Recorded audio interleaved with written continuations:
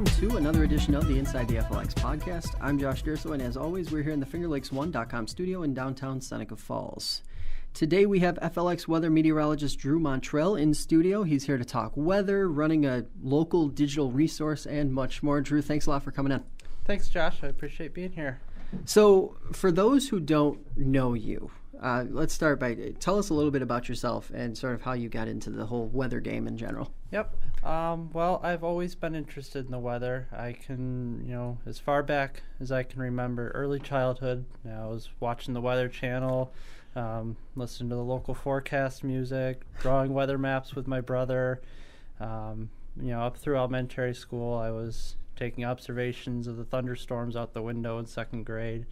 Kind of the big moment for me was in fourth grade when meteorologist Dave Eichhorn from Channel 9 in Syracuse came down and visited the school. My teacher introduced me to him. He invited me up to the studio. I got to watch a broadcast live.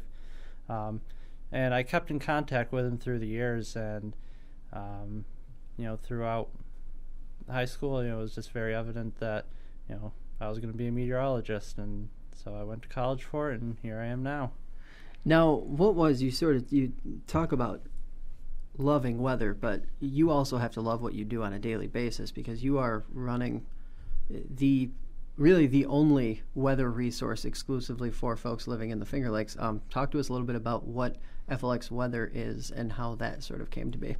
Yep. Well, FLX Weather kind of grew out of another website I started back in high school, GrottenWeather.com. Groton Weather was for basically the Groton area, my hometown in northeast Tompkins County and the surrounding areas. I started to pick up a bit of a following in the Ithaca area from that, and eventually, as I was in grad school at Cornell, I expanded my services to all of the Finger Lakes, and that's kind of where Finger Lakes Weather came to be. And, as I was looking into, making a business out of this and what sort of things I can do with it, it was real evident that there's a real need for weather forecasting specific to the Finger Lakes. Mm-hmm. We're not Rochester, we're not Syracuse, we're not Binghamton, and forget about the big ones like the Weather Channel or AccuWeather covering the Finger Lakes. So I'm kind of trying to fill that niche that nobody else is really in. Now, you call it a niche, but the Finger Lakes is actually huge. Yeah. I mean, for one person to try and, cover the entire thing, and you do it really well, what are some of the challenges that go along with just trying to, have everywhere covered right? One of the biggest challenges is that it's such a diverse region with all the different geography and the lakes.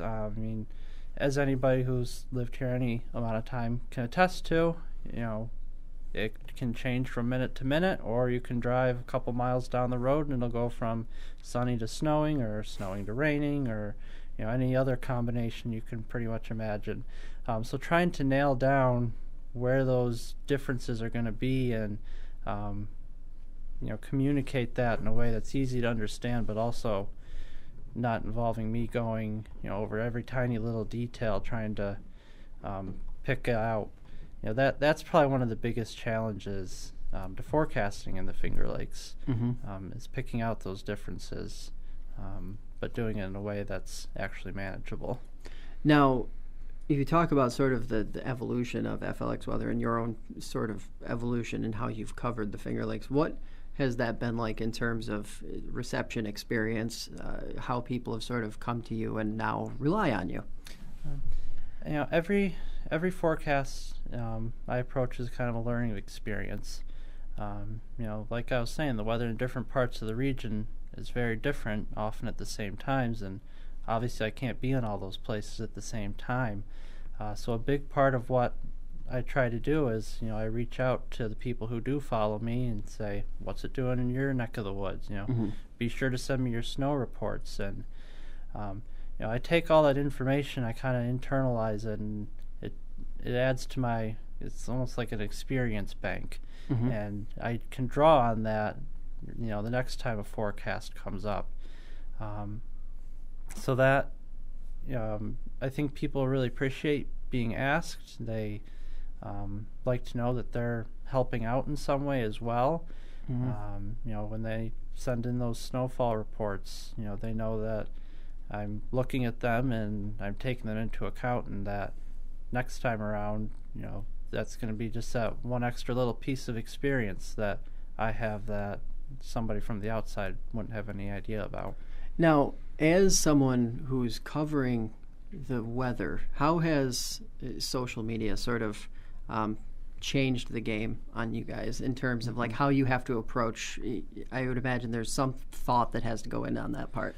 Yeah, it's really been a huge game changer, and I've just started developing a new presentation when I do outreach presentations that's focusing in part on social media, and I'm actually giving my first talk on that tonight at the Cortland Beer Company. But it's just the whole dynamics of media and how companies interact with their consumers. Social media's just changed all of that, and it's not just the interacting with the people, but you also got to try to figure out how to beat Facebook's methods for showing your posts, and do I put some money into promoting this post, or is that not going to work? So it's actually kind of helped me develop my brand, through my Facebook posts and interactions and trial and error. I've developed this brand of being the no hype weather guy, and people can rely on me for the honest truth of the forecast, and I'm not afraid to say, I don't really have a good sense for what this storm's going to do. People appreciate that, as opposed to some of the other sources that will just put a snow map up a week and a half in advance, and then of course nothing happens. So I'm glad you brought that up, because I think that's, as far as your product goes, the no hype guarantee is kind of like your calling card. When you're encountering people who, I'm sure some people just flip it on the Weather Channel and they see Jim Cantori losing his mind at any given time, what is sort of how do you, I guess, compete against that, but like sort of bring it back down where people are like, okay, this is real information?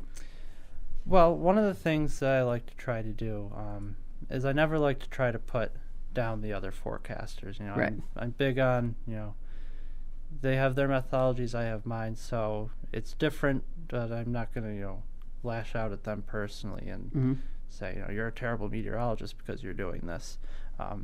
Instead, what I try to do is, I try to get down a little bit into the science of it, what the storm's actually going to do, what the different scenarios might be, why that's the case, and what those differences could mean for our weather.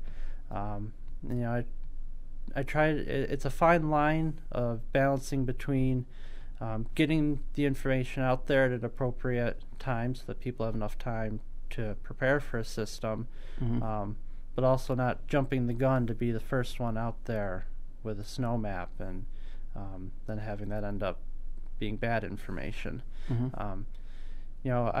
It's starting to be where people will post other articles from Facebook onto my Facebook page and say, hey Drew, what are your thoughts about this one? So I'll look at it and I'll say, yeah, that looks like a legitimate thing. Here are some uncertainties that are probably with it, or sometimes it's like, no, that's probably not going to happen, so right. You can ignore that one. Now the thing that looks like you have going on FLX Weather is sort of this direct line of communication with the people who read your reports and rely on your forecasting. Talk to us a little bit about how you, not just how you develop that, but how important that is now for you as you move into the next sort of series of steps as an organization overall. I think it's definitely becoming more and more important. Over the last couple of months, I've kind of been, reevaluating the way I do things. And I think that communication and being accessible is going to be a real important part of what I do going forward. And I think, I've been trying a few different things over the past couple of months. On my webpage, I've got a little button that floats on the side that, says send Drew a message or whatever it does, and it links it right up through Facebook Messenger. The nice thing about Facebook Messenger is that it sends it to my phone, so pretty much no matter where I am, somebody sends me a message, I can get back to them, within a couple minutes usually. And having that open line of communication, it's not only really helpful to people to be able to, call up their meteorologist at any time, but it builds relationships and it builds that sense of trust. And I think that's kind of what social media and business is all about. And that's the way businesses are going with social media, is building those relationships, building a trust between the consumer and the company. And I think we're going to be seeing more and more things like that, across the board with different industries, as social media and technology continues to grow by leaps and bounds. Now, it seems as though, watching your presence grow over the last 2 to 3 years, that you have also, on top of that, had really good relationships with businesses in the Finger Lakes. What has that been like? And obviously, it's great to see the people reading and experiencing the weather, but to also have that business layer, that's also got to feel really good. Yeah, it's great. I've had a few different businesses that I've worked with. Some of them are on a forecasting level, so they're actually paying me to give them forecasts at different intervals specific to what they need. And then on the other hand, there's other businesses that are willing to sponsor Finger Lakes weather. They get to put an ad up on my website, and that has been a huge help for me to be able to not only invest some money in the business with advertising and different plugins for the website and programs and stuff, but also just for me to be able to take some more time to invest in the website. The things that I've rolled out over the last year with the zip code forecasts. Just recently I started doing audio updates some evenings. All that, the money that I needed and to use for the time and the materials and products for those services, that all came from sponsors. So that's been really good, and I think it's nice to be able to get some local businesses out there in the spotlight as well on my website. As more and more people continue to see it, they'll get to see those businesses as well. Now, it's one of those things that we always talk about here is weather impacts everyone. It's not, when it comes to news, there's certain things interest certain people, but weather interests everyone. And it seems like from the business and the general public standpoint, they're naturally going to be drawn to you because of what you're doing, because of the nature of what you're doing. How do you sort of keep it level? Being one person, wearing a bunch of different hats, how do you sort of keep yourself from getting overwhelmed and just staying above water? Well, it definitely can be overwhelming at times. There's been times where I've just said to myself, is this all worth it? And then I get the comments from people saying how grateful they are for the service and how much help it's been to them. I've had a few people say, Drew, you're probably saving lives with this, and things like that make it all worth all the hours that I put into it. Makes it all worth it. As I continue to grow and look into adding new services, the time consideration is really important to me. One, I want to be able to put out a consistent product, so if I don't always have time to do it, I might hold off until I have that time. Right. But I'm also always looking for strategies behind the scenes to kind of streamline things and make things just a little bit quicker and easier for myself. So for one example of that is with my blog articles, I've started to, over the past couple of months, use pictures to kind of have a first quick glance of, this is kind of what you can expect for the weather based on this picture. And early on, I was doing a lot of stock photos from different free websites, so I'd have to go in and search through them and try to find one that was accurate, and sometimes it would take half an hour, 45 minutes. But now I have people sending me pictures, and I'm starting to build my own little personal library. Right. And as I'm making the forecasts, I think, I think I've got a picture like that, and so that's a big time saver because I can just go in my files and there's the picture and just quick upload it, and that saves me a lot of time. Now, I'm glad you mentioned that, because is there a conscious sort of thought process that has to go into kind of balancing between the lengthy reporting and the sort of easily edible graphics that people, I'm sure, are naturally drawn to?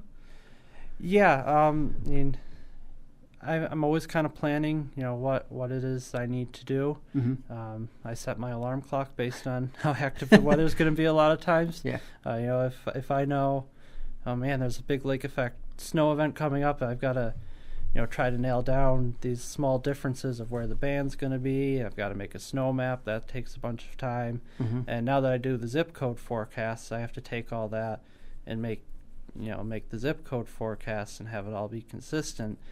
So, on a busy morning, I'm up pretty early.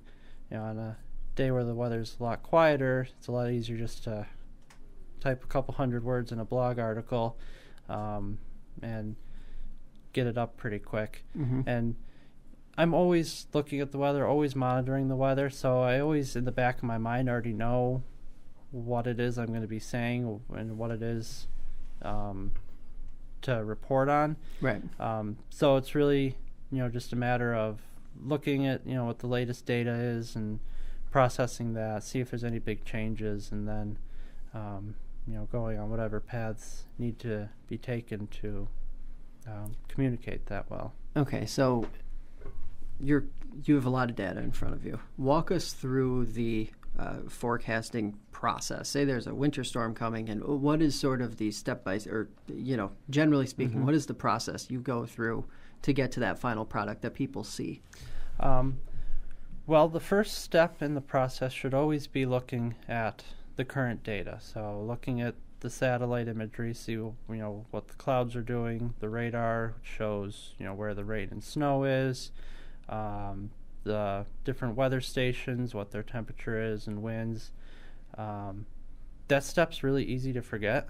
Mm-hmm. And even just this morning, I had to stop myself and say, wait, you haven't looked at any of the current data. Mm-hmm.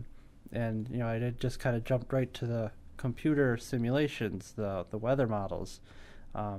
So that first step of looking at what's actually going on is really important. And I think a lot of meteorologists miss that, myself included sometimes. Yeah. But then it's a matter of looking through all these different weather models, and it's really kind of going with your gut feeling on which model matches up with your expectations, and those expectations are a result of your experience, how the science is supposed to work.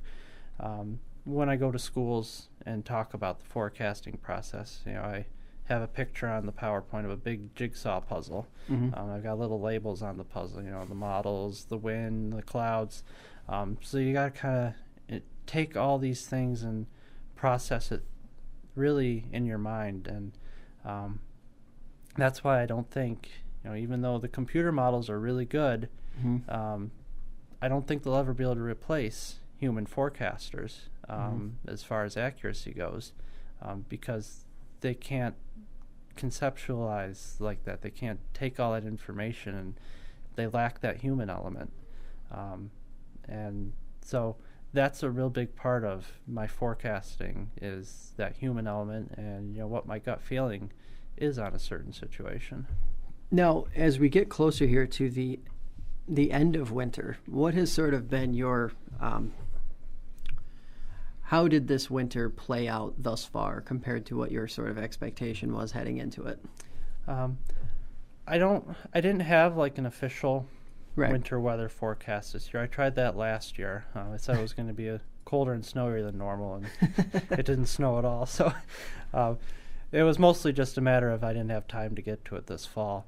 But my general sense was that it was going to be a winter that ended up being close to normal as far as temperature and snowfall.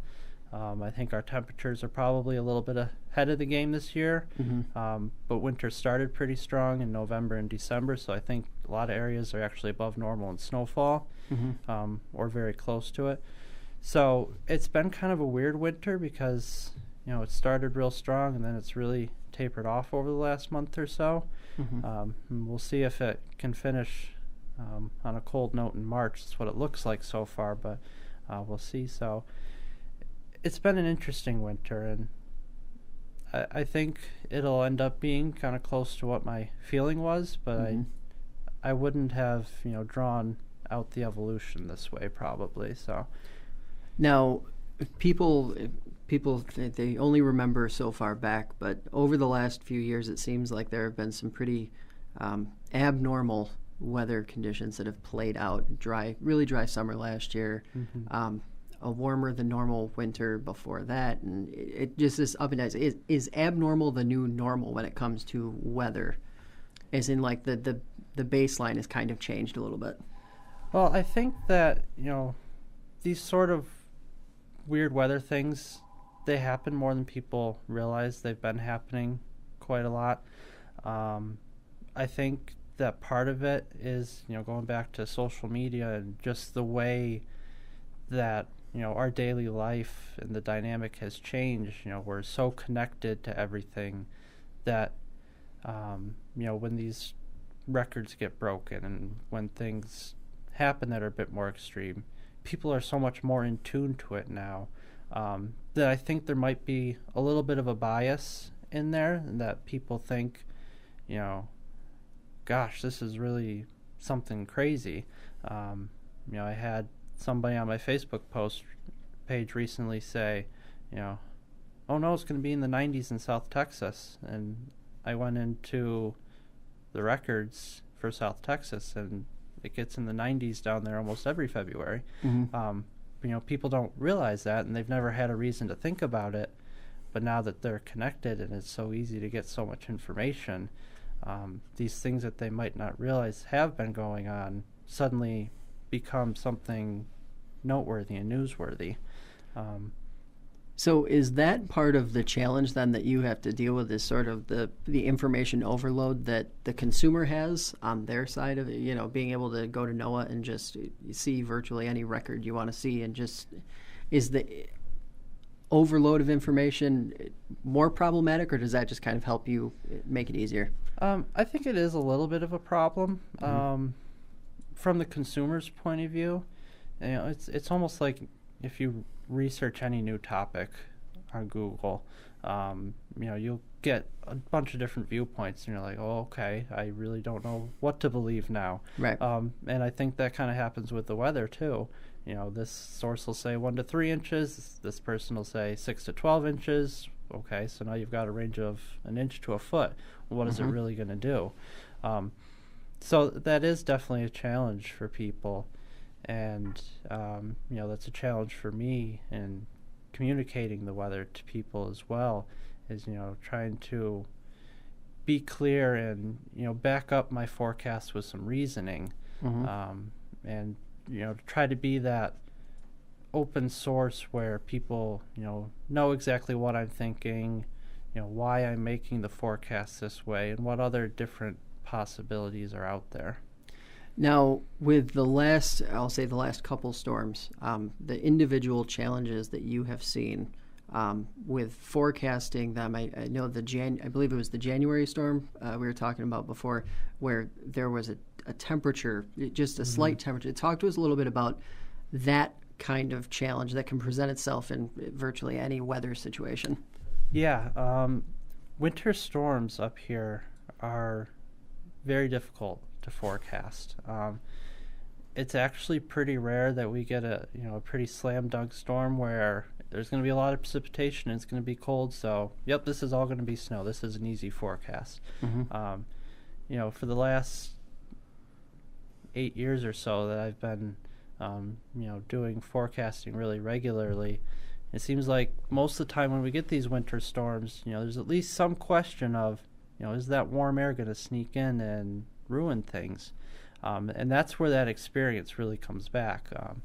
early on when I was doing just GrottenWeather.com, back when I was also foolishly making snow day predictions. I definitely got burned a couple of times until I learned, okay, the models don't tend to do real well with bringing in the warm air into the system. The warm air always seems to come further north than it's supposed to.